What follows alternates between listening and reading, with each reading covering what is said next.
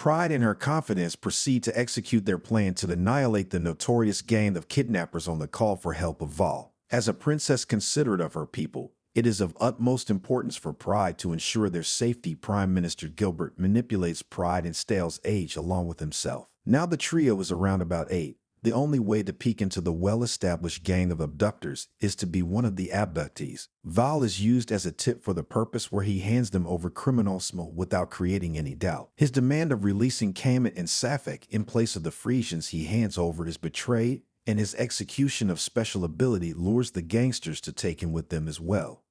Everything goes in congruence with strategy. They have also used different names to further validate their disguised characters.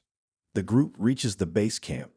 Stale teleports 2 guards of the prisoners to Castle Jail by manipulation of his knack, where 2 knights are already waiting for them to disclose the whole information of the hoodlums. Teleportation ability has been proved to be the feather of liberation for the innocent captives, as they all end up teleported to the palace where knights set them free. Val, being a criminal once, easily analyzes the lodging of kidnappers, as they would have been valuing the precious ones to top safety corners. Commoners are kept in cells with much lower security, while the prisoners possessing special abilities are captured into the upper class at the back. The team divides into 2. Gil, Pride, and Arthur are moved to the middle class by the kidnappers, while Stale and Val go to the upper class in search of Kamet and Safek. Despite releasing every upper class captive and searching every nick and corner, there is no clue of the children found. Val utters that the 2 might not have shown their abilities, so there are more chances for them to be in the middle class where Team Pride is taken. Pride notices the kids in the middle class and calls them by their names for confirmation.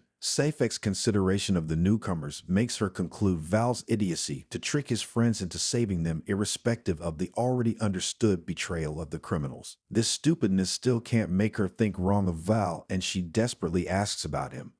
The news of his presence in the upper class creates further anguish instead of soothing her thoughts. A source of glowing light diverts the attention of Stale to itself after rescuing all the people. He asks Val to create a scene and divert the guards away from the source, which is supposed to be the dungeon for a unique ability holder with utmost capacity. The drop gun of the teleported guard proves to be the perfect tool for Val to play around to create the hassle for securities. The commotion created is the signal of Team Stale's goal being accomplished. Unaware of the interpretation of this, Safek considers it a danger for Val, which provokes her to throw splashes of water, breaking the barricades, and roll the guards out of their position with pressure while holding Kamet's hand. The possibility of getting a loved one hurt fills her heart with marked resilience. Gil goes after the kids. The shining source of light reveals to be a special captive who introduces himself as Powell, with the unique ability of lightning. Stale gets him free, but to his surprise, the person himself is not willing to go back home. The fear of getting everyone around him hurt has been engraved so deep into his thoughts that he decides not to leave the slammer. Stale imagines Pride in his place to give her point if she would be in his shoes,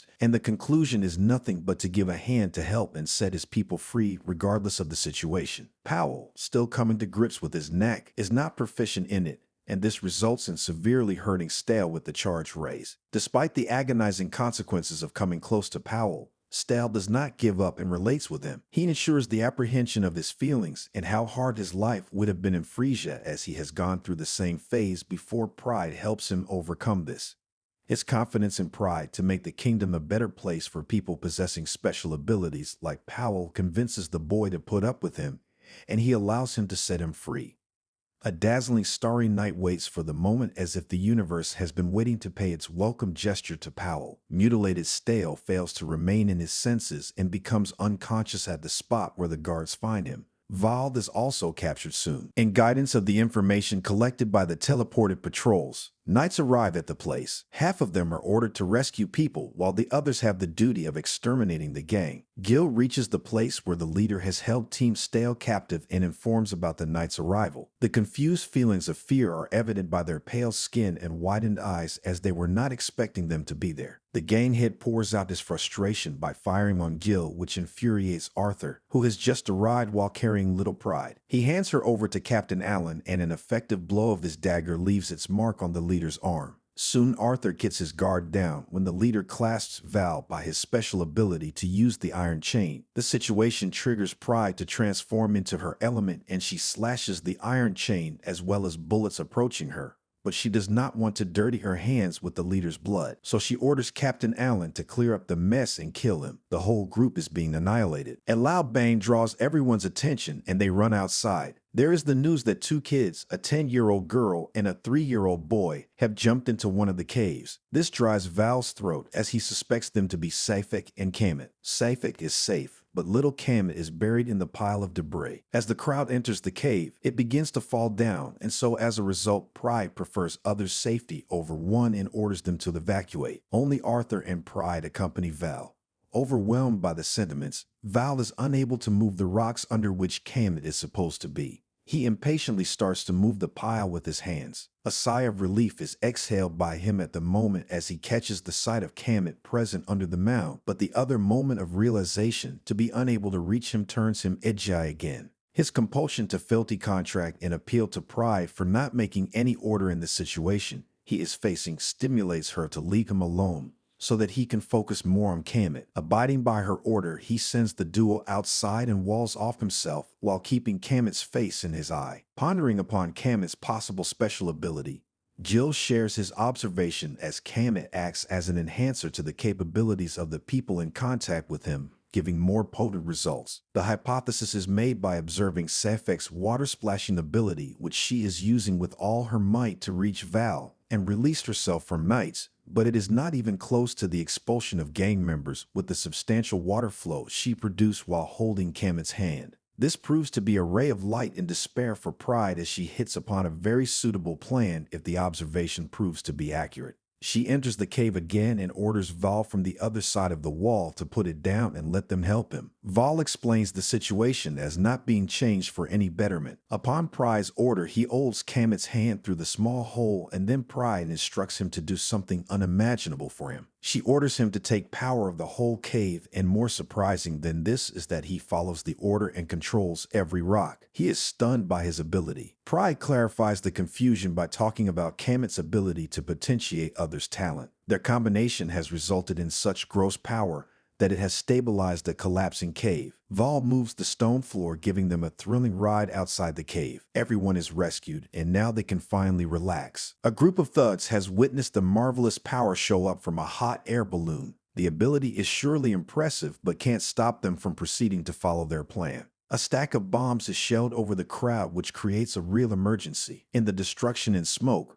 Val sees injured Safek unable to move. As he tries to approach her, the stony patch separates, creating a massive pit in which Safek is about to fall. His instinct to protect those little kids enables him to pull her up, but in doing so, he falls himself. While staring at the sky, his mind can't believe that he has risked himself to protect someone. The recollections of his past revolve in his head. He was an abandoned child who had to live on his own in the slums at the age of 7. The world had been proved to be very harsh to him. People stunned and robbed him, and many times even his life was threatened. The instinct for survival and protecting himself soon made him learn to fight back. A person who believes in tit for tat did not have the word forgiveness in his dictionary. These scenarios transformed him into a selfish person, and he earned the fame of a notorious gangster who only values himself. No matter what he would have to do, from robbing to killing for his survival, he did not hesitate. Then life took a turn as he had to sign the filthy contract. Here, he once again prefers to live whatever it costs, but it ends up with quite simple but weird orders. Val finds Kamet and Safek on his visit back to the slums where he used to live a few years earlier. The kids were going through the same phase where he could see his footprints. Upon awakening, he notices them sitting near to him.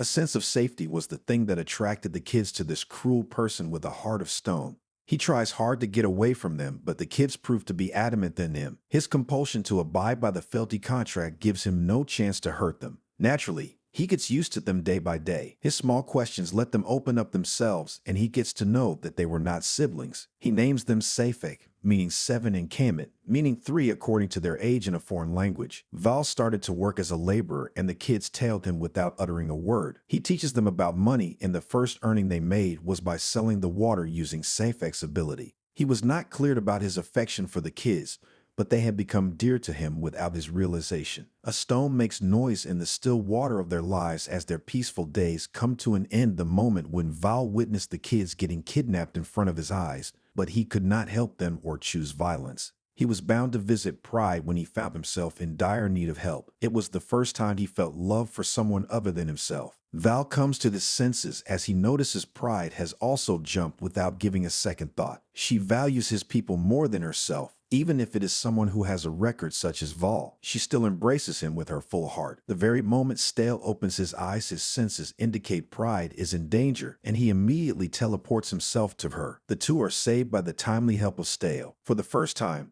the stone-hearted man's emotions melt when he hugs Stefik and Kamet crying for him from the back. The true essence of life and family bonds is cherished by them. Thank you for joining us on this thrilling adventure through the most heretical last boss queen.